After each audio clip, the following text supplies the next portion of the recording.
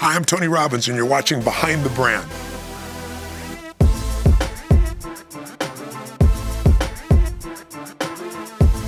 Hi, I'm Brian Elliott. Welcome to another edition of Behind the Brand. Today I'm here with business and life strategist, #1 New York Times bestseller, and philanthropist, Tony Robbins. Tony, welcome to the show. Thanks, Brian. Maybe look into this camera and give entrepreneurs, small business people, whatever, sort of your best advice for success. First maybe define this is what we should be focused on. This is the definition of success, and maybe here are some tips how to get there. People ask me all the time, what is success? And it's so individual. I would never tell somebody else what success is. I would say when most people are pursuing success, I think what they're really pursuing is not a word. They're pursuing a greater quality of life. And in order to have an extraordinary quality of life, it's got to be life on your terms. And, some people's idea of an extraordinary life is, writing beautiful poetry or having a garden. Some people's idea is building $1 billion company. Some people is 3.2 perfect children. I don't know what the 2 comes from, 0.2, but they do. Everyone has a different idea. So my approach to helping entrepreneurs, business people, or anyone is to say, you got to figure out what is an extraordinary life for you. What would that look like today? Not 5 years ago, 10 years ago, but today. The way you look at life alive instead of an old story. And then there's 2 skills you got to master. The first one is the science of achievement. And it's a science. And I spent 4 years interviewing these people, and I interviewed the smartest financial people in the world, and I picked no one from the Lucky Sperm Club. Nobody that inherited it. They all started with nothing, became multi-billionaires. And what you learn is they do it different ways, but there's some universal patterns, and success leaves clues. If you apply the same results, it's a recipe. It'll work for you too. I've done it, other people have done it. Same thing's true with your body. We're all biochemically unique, but there's certain fundamentals that are universal. There are laws, there's a science. If you violate them, you're gonna have low energy disease. If you align with them, you're gonna have high energy. So there's a science to achievement. But the second master lesson for an extraordinary life, I believe, is even more important. Because I've dealt with so many achievers that are still miserable. They got everything. They got their Academy Award, they got their Golden Globe, they got, they took their company public, they got $1 billion net worth, and they're miserable. So to me, that's insane.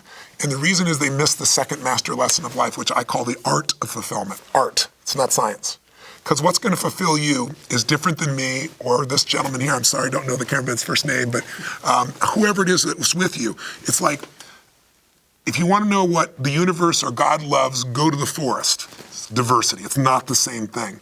And when you look at, maybe a good example is if you go to an art show. You ever gone to an art show in LA or New York, like a high-end art show, and you walk in and you look at the painting and go, you're joking, right? This is not art, right? How much is it? And the guy goes, $10 million. You gotta be nuts.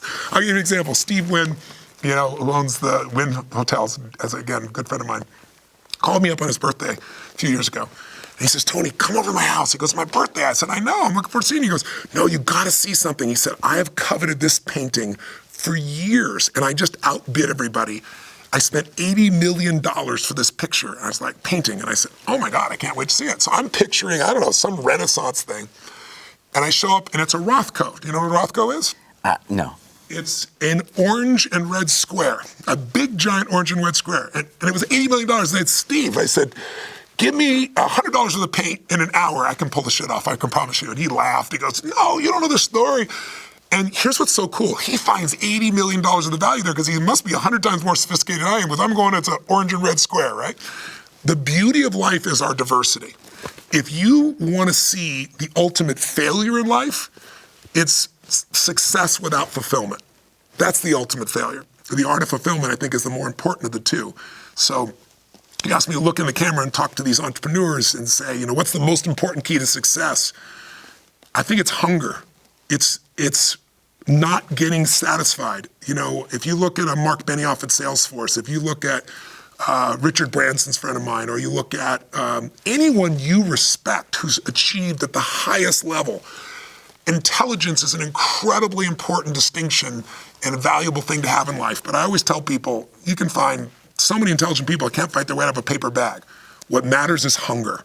A hunger that doesn't go away, a hunger to learn, a hunger to grow, a hunger to serve, a hunger to give, a hunger to create breakthroughs.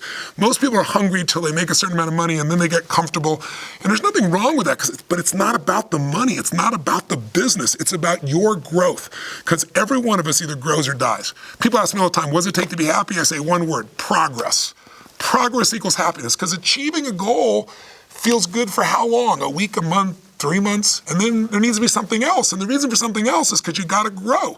And I think if you can decide that success is life on your terms, but it's also a meaningful life where you found something you care about more than yourself that you want to serve, whether it's your family or a community or a mission or your company, then you're blessed.